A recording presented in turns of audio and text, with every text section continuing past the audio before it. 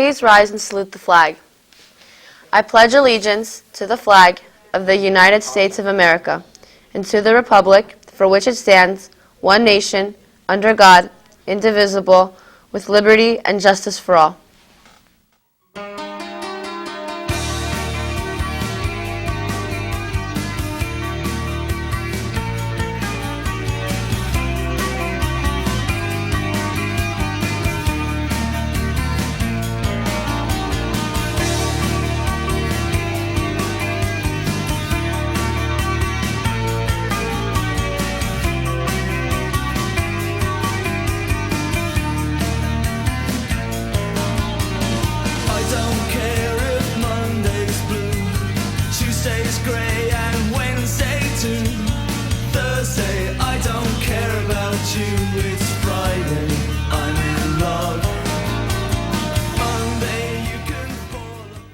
Good morning and welcome to RPtv. Today is Friday, October 4th, 2019. The fears and concerns about the effects of vaping continue to grow, and the state of New Jersey is trying to get handles on the situation and reverse the trend. Soraya has the details. Recently in the news, it has been known that there's a push to ban the selling of vapes and vaping products. A total of 18 people in the nation, including a woman from New Jersey, has died due to electronic smoking devices. There is currently a pending state legislation that states that there will be a ban on flavored vapes in New Jersey, according to the task force report. State Senate President Stephen Sweeney is willing to sponsor this legislation, making New Jersey the first state to ban vaping products. In New Jersey, there are 14 confirmed and probable cases of serious lung disease and 32 reports of severe lung illnesses under investigation. The age range of all cases is 15 and 51. Although e-cigarettes have helped with several nicotine addiction, it is creating a monster that the state is beginning to destroy. For the last few years, the U.S. economy has been on the rise, with lower unemployment and increasing wages. However, this does not always benefit everyone, and now a major retailer is in decline. Carolina has that report. The New Jersey-based home goods retailer Bed Bath & Beyond announced it will close 60 stores by the end of the fiscal year instead of the 40 it originally estimated. Company officials said most of the store closings are expected to happen in early 2020. CEO Mary Winston said 20 of the 60 closings will be the company's other concept stores, which include Harmon Face Values, Bye Bye Baby, and World Market. Bed Bath & Beyond is planning to refresh nearly 160 of its stores before this holiday season. There are currently 35 Bed Bath & Beyond locations in New Jersey, along with company headquarters in Union. With this decision, others are hoping this will increase the profitability of their remaining portfolio. And now it's time for announcements. Ecology Club will meet today after school in room 110. We will be painting birdhouses and making educational posters to hang around the school. Come have a snack and join us for some creative fun. The schedule for Ecology Club will be Friday, October 4th, Friday, October 18th, the 25th, November 15th, Tuesday, November 26th, and Friday, December 13th. There will be a boys basketball interest meeting today at 3 p.m. in the cafeteria. Anyone who wants to try out for the team this season should attend. Dance Club. Next meeting will be Tuesday, October 8th in auditorium at 4 p.m. All are welcome. Come dressed to dance. Gay Straight Alliance. We'll be having our first meeting of the year on Tuesday, October 8th. It will be in room 18 starting at 6 p.m. In addition to our regular discussions, it will be a game night. All students are welcome to attend. Confidentiality is always a must. French Club. Next meeting will be Thursday, October 10th at room 3 at 2:45. All are welcome. Art Club and National Art Honor Society. The next meeting will be held next Friday, October 11th after school in room 102. Come join us. Anime Club. October meetings after school, room 105, October 17th and October 31st. Class of 2023. Class trip to Brighton Asylum. When? Thursday, October 24th, 7 p.m. Cost $37. Ticket prices include pizza and drinks, transportation and ticket to haunted house. Permission slips available on the class bulletin board. See Mr. Salamanca or Ms. Arango with any questions. 5th Annual Festival of India. The borough of Roselle Park is hosting its 5th annual Festival of India on Saturday, October 5th, 2019, from 5 p.m. to 11 p.m. with an annual celebration and cultural fair. Free event begins with a taste of traditional Indian food from 5:30 p.m. to 6:30 p.m. in the cafeteria. At 7 p.m., the festival continues with presentations and later followed by Garba and Ras, traditional Indian dance in the gymnasium, with live music by Desi Beats Entertainment. Health Careers Day is Tuesday, October 15th. Throughout the day, you'll have the chance to meet a whole variety of professionals who work in healthcare, including a physical therapist who works with professional athletes, a veterinarian who works with large horses and small animals, a nurse who works in forensics, a detective and health educator involved in the opioid crisis, chiropractors, dietitian, a pharmacist, speech and hearing therapist, pediatric dentist, and the emergency response team, among others. Health workers are in great demand and pay well. Give some thought to one of these careers. You will sign up online to 10 sessions. Watch for announcements coming soon. School Supply Drive. Interact is sponsoring a school supply drive until the end of October. If you have any items you would like to donate, please bring them to Room 1. Anything is greatly appreciated. Movie Night. Interact will be hosting a movie night on Thursday, October 30th after school. Come join us and watch Beetlejuice. You can pay $3 to attend or bring in a snack to share. See Mr. Fucci or Rebecca Rodriguez with any questions. Friday night's forecast is calling for clear skies, a light breeze, and a Panther victory over Burley. Join us today at 7 p.m. as this will be our first home varsity football game in 2 years. Our PHS students will have a special seating in our Panther den. Wear white. It's a whiteout night.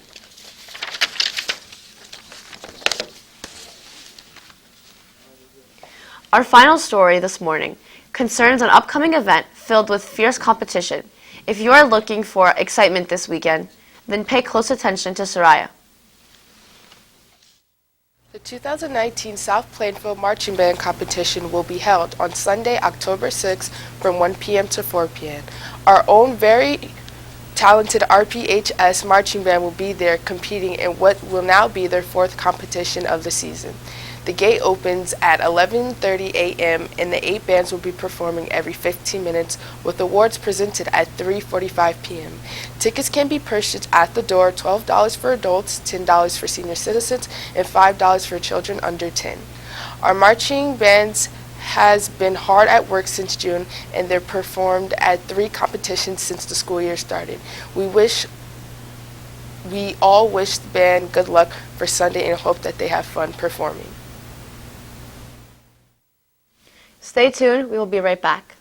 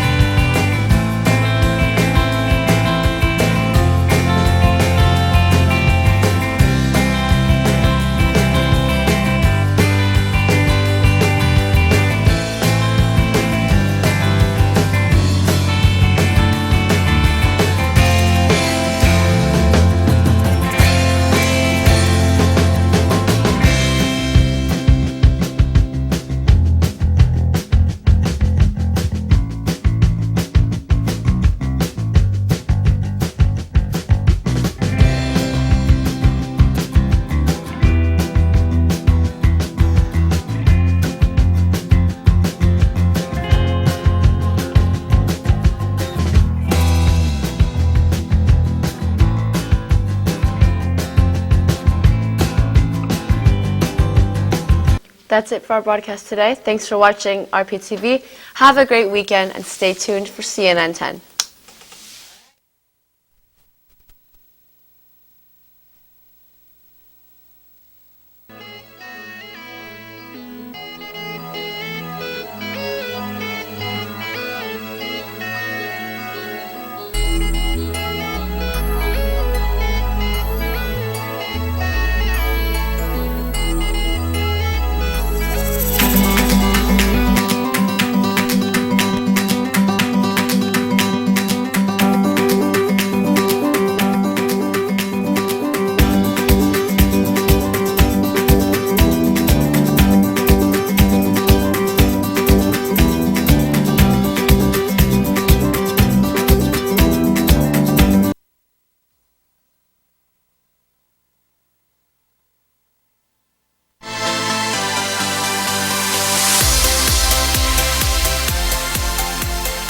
great to have you watching CNN 10 on this Friday, October 4th. I'm Carl Azus at the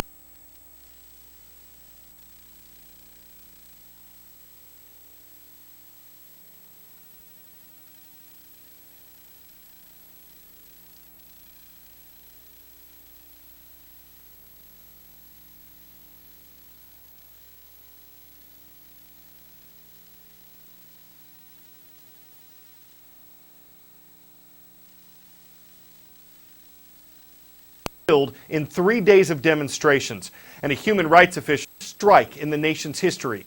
Protesters in Egypt and Lebanon have been calling attention to difficult economic conditions, government corruption, and unemployment. And those same issues are the reasons for widespread protests in the nation of Iraq. At least 34 people there have been killed in 3 days of demonstrations. And a human rights official says more than 1,500 have been injured, including over 400 Iraqi security workers. These are the largest protests Iraq has seen in decades. In addition to corruption and the lack of jobs, people are upset about long power outages. The demonstrators have stormed governors' offices, setting fires in the buildings. They've blocked roads and fought with police. Security forces have used tear gas, water cannons, and some live ammunition to break up the crowds. And the government has established a curfew in the capital city of Baghdad and several other places. It's also shut down the internet in many parts of Iraq. Iraqi leaders say they're trying to meet the demands of the demonstrators, including working to find jobs for young Iraqis. The National Security Council also says it's doing what it can to protect people and property. But the country continues to struggle from decades of war. Iraq fought with Iran for 8 years in the 1980s. It tried to take over neighboring Kuwait in 1990, but was pushed out by a U.S.-led group in 1991. Its longtime dictator, Saddam Hussein, was overthrown by a U.S.-led coalition in another war in 2003, and the nation's democratic government has battled the ISIS terrorist group between 2014 and 2017. So Iraq's struggles, which include high poverty and unemployment, continue to challenge the Middle Eastern nation. 10-second trivia. In which of these countries would you find Komodo Island? Indonesia, Philippines, Japan, or Mauritius?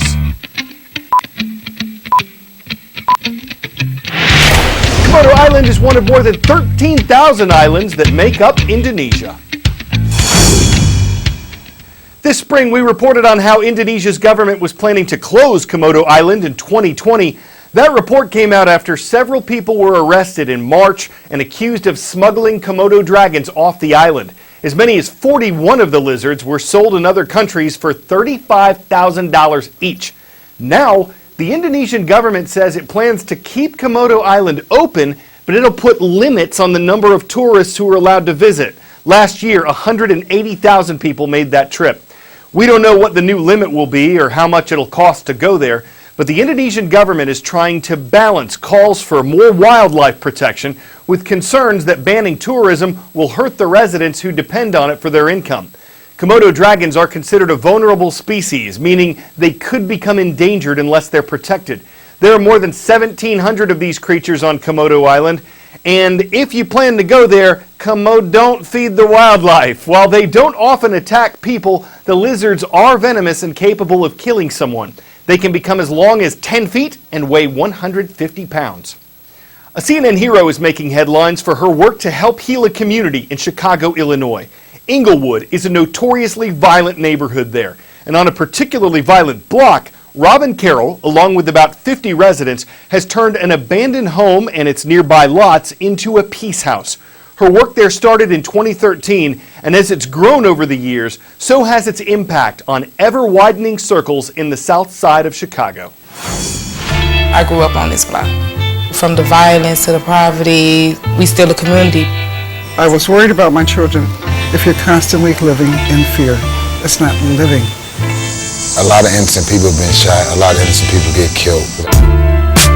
I live downtown, and Monday mornings usually start with the amount of people that were killed over the weekend. And I could not wrap my head around that. This was the city that I lived in, and that I wasn't doing anything about that. So I started coming out to the community. The lots were all empty. The houses were getting boarded up. People were not coming outside. I stood on the corner and just asked anyone that walked by, are you interested in taking back your community? And everyone said absolutely yes. This is the Peace House. This is where we started. So the first thing we did was buy this house. Hey guys! Then we just hired everyone in the community to start that process of planting and building. That looks good, guys. We serve everyone in the community. Your biggest goal right now is ID. We will help you with anything that you need. Jobs, resume, daycare. We're going to get there. We will work through all of what is holding you back to becoming the person that you have to be. So we started out with just the Peace House, and we outgrew it really fast. This is what I love. So we got our side lot and we put in a basketball court. Yeah! And immediately we did the garden and the farm. Welcome, welcome, welcome. We're in the process of building now a peace campus. We really just listen to what the community says they need. Put your hands to your heart, press them together. Communities that have a high level of violence have a high level of trauma. If you don't feel peace inside, you certainly cannot have peace on the outside. Peace, what's up, man? I'm Erin. How you doing? We have our police community circles so that we have a better understanding of each other and where we're coming from. I get to see you all not as just police officers. I get to see you like I see myself and other people in here as human beings for real. I see the world the way it's supposed to be when I come here. The power of community through the Peace House and how beautiful the world could be if we are working for one goal. We are the core that keeps everything going. We developed a wisdom council. We ended up getting an elder from each block. We go to them with our problems. Speedy got sent back to the hospital. Should we maybe have a training like for mental health here? They share all of their knowledge. We just got to realize that they not only need love, but they still need a little more help. The same people that shot up and stole and hurt each other now come together. Hey Jesse, how you doing? The organization has helped us to take back our block. They definitely gave me the support that I needed as a single mother. This is my first mural here. People still to this day ask who did that. Robin saved the community, and I know she saved my life. Before, the sounds of the block was a lot of gunshots. The sounds of the neighborhood now, laughter, birds chirping, trees blowing. You just feel the love. What this is, the Peace House #2? Yes, we got more houses to do, more kids to love. Our mission is to go from surviving to thriving. My hopes and dreams for this community are whatever they hope and dream comes true.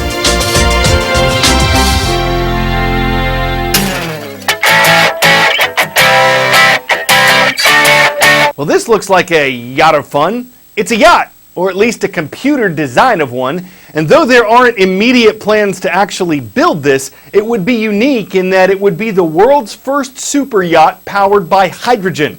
That could make it more environmentally friendly. It could also be more expensive to run. But then again, it's a yacht, so money. Its developers say it'd be 367 feet long and capable of sailing as far as 3,750 nautical miles with a top speed of 17 knots. Its name? Aqua. Other sailors might keel over with envy when they see you hauled in the next hydro generation of boat. They might not sink much of your fuel source and give you stern looks while saying diesel not work for everyone. Or they might sail it as something of great import, bowing with respect at your catamarancer. I guess whether they jib you about it or helm you extol its virtues depends on the tack they take, and of course, whatever floats your boat. I'm Carl Azus, your anchor for CNN 10, and Fridays are awesome.